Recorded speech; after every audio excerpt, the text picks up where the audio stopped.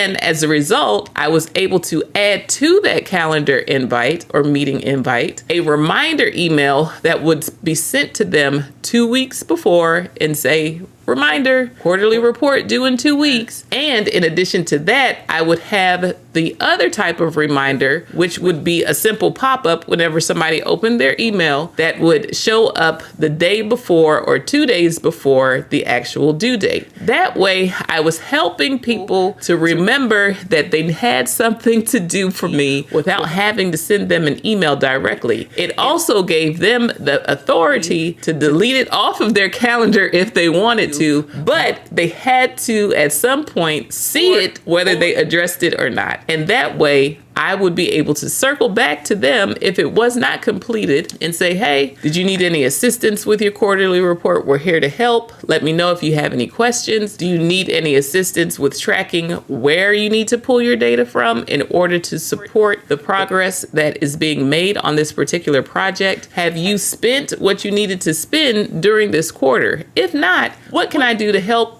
facilitate that process? And so this was one of the ways that I helped to organize others in order to help me. I was in charge of collecting these quarterly reports, but I'm not writing them. So I needed to make sure that I gave people plenty of time to get them done, as well as a good amount of reminders that allowed them to maintain their autonomy as far as when they completed it, as long as it was done on time. And as a result, I was able to increase the number of reports that were submitted to our office on time. But you might say, Renee, what does that have to do with your to-do list? That is called preparing in advance. And it takes time to do that. And you have to set time aside to prepare others in advance so that you can get what you need from them in order to do your work.